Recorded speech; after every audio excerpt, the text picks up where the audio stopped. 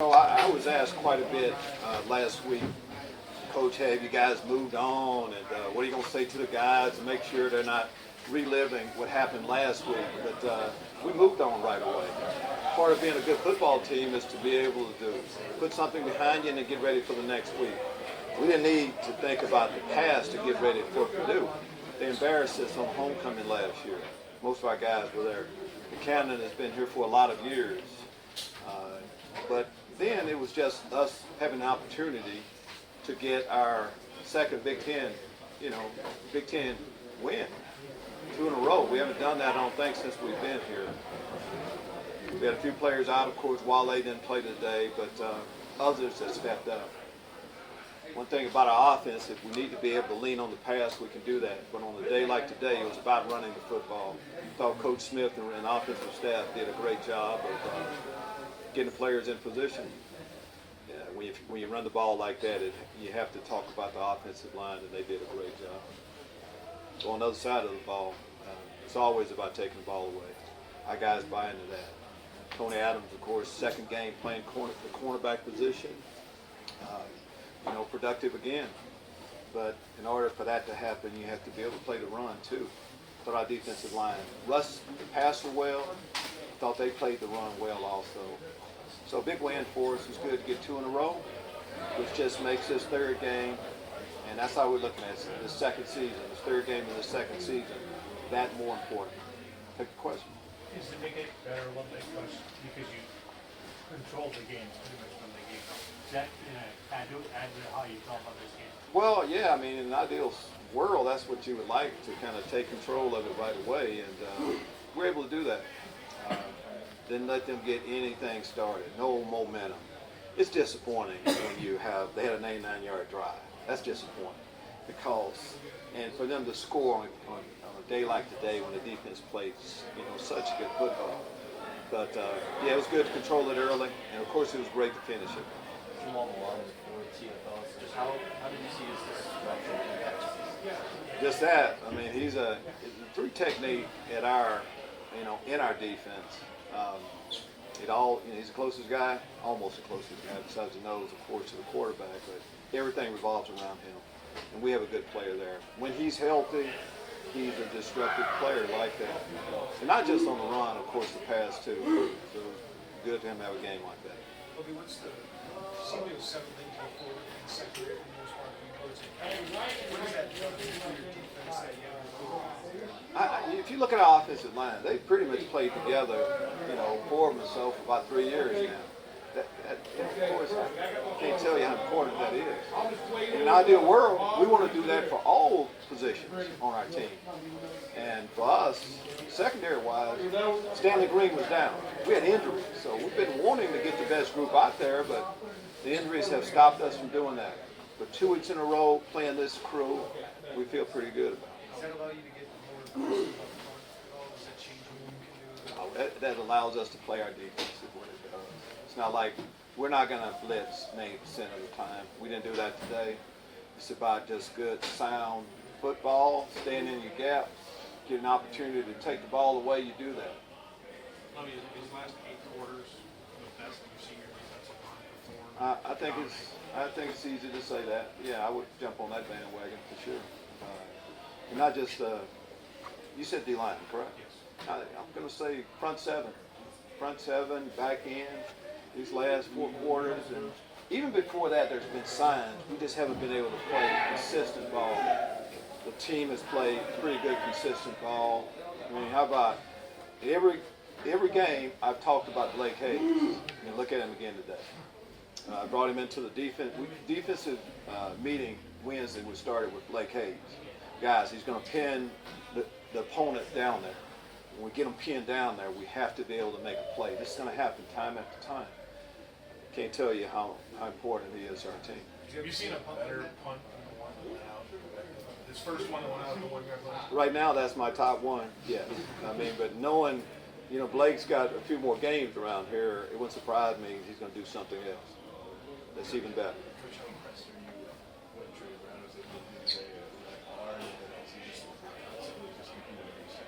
I've been impressed with Great Brown, seems like, from the moment we got here. guy followed when he first got here.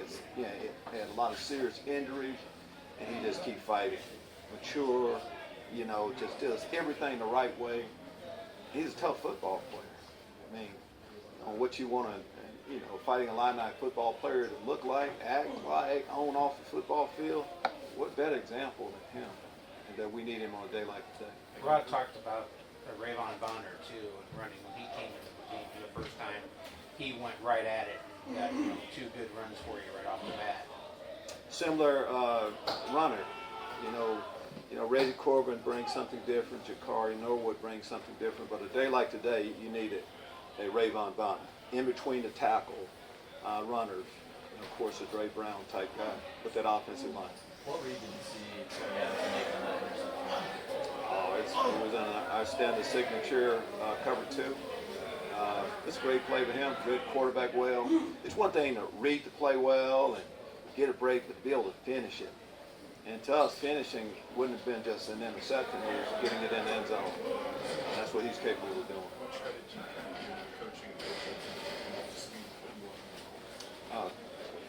Of course, when we play well, of course, coaches are involved in that.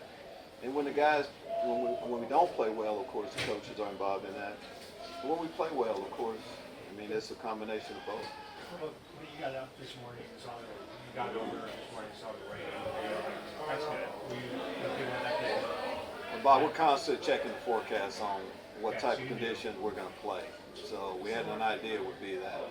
But that's who we are, though. We're kind of set up to go on conditions like this. We were able to practice on the grass last week. It wasn't ideal conditions for us over there. We had a rainy day too, but so I feel like we were prepared for it. Maybe it goes to study, there's some turbulent times. How much you think that paid off with this group? They were 2 and 4. That's a long. I can't remember way back then. Whether you win or you lose, each game we played, we tried to do our best, put the best group out there. We worked hard in practice, and it's bigger than just one game. It's going to try to keep continuing to do our job. We haven't played our best football, but it's good for the team to put a couple wins. Do something we haven't done since we've been here. Our football team is feeling it, but I can't wait to see what we do this third game.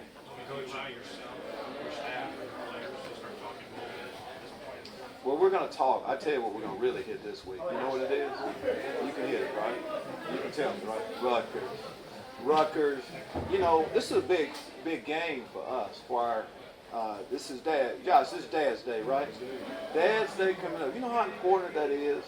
Last year we played Minnesota on Dad's Day. When your father walks, goes on the Illini walk with you into the stadium, and just to be able to have an opportunity to get a third Big Ten game, that's enough for us to concentrate. Coach, now back-to-back Big Ten wins, one was being Wisconsin. Do you feel like the program's at its highest point it's been under your tenure? That's for y'all. What's our record right now? I don't think we've been 4-4, right? This deep, have we, Ken? No. This deep. So this is the best we've been. We're making progress. But it's good to see that, now the record says that. That's what's been going on behind the scenes. There's a lot of special things happening at the University of Illinois. And now I think more people will be able to at least take notice. Now this is a different one for us, but I have had games like this where it's been dominated by the run, just like games where it's been dominated by the pass. You have to get out there, see what the conditions are, and see what you need to do that day to win the football game. Today it was by running the ball. Tony Adams has come through back-to-back games with decided to move him back there. What was maybe the main reason you wanted to shift him back? I think as much as anything, just trying to get the best 11 guys on the field. You look at who's healthy and ready to go. Sidney Brown missed all the training camp. Stanley Green was out, so we had to shuffle guys. That says an awful lot about Tony. I've come to Tony. You got to start at nickel this week. Tony got to start at strong safety. Tony, you have to start at free safety.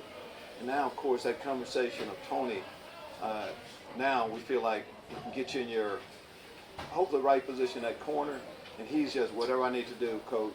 That's why you want guys to have success when they're all about the team. How much was this game decided at the line for both sides of the ball? I think you could say that for most games, but definitely you see the conditions out there. That was definitely the case. Definitely the case on both sides of the ball. D-line, offensive line felt like they dominated. Coach, I know Brandon only completed 3 passes, but what does he bring as a runner and the reads he was able to make and just the ability he's able to move the ball with speed? What does that mean to you guys? Well, it gives us a lot, and especially, Brandon, as you say, describe him, people are going to say he's a running quarterback. But that's when you can sneak up on people. But he's an adequate runner. When he needs to pull it and run it, he can move the chains that way. And, of course, when he needs to pass it. It was just smart ball by him. We protected the football. And Brandon makes great decisions. Supportive for him to have a chance, of course, to come back home a little bit. Confidence helping this team continue to grow. I know that they were even feeling even when they came forward, it feels like they could take the game to a different level. Well, I think that definitely helps when you have success doing something. You work hard in practice, and then you have success with that. It makes you want more. If you've been around this crew, they want more. Of course, we haven't done anything. We've made it to 500. And when we say it's a new season, that's exactly where we are right now, and we like that position. Coach, another 24 hours, but what would 3 straight Big Ten wins mean for this quarter? It means a lot. We're going to talk about that. We need to get this third win.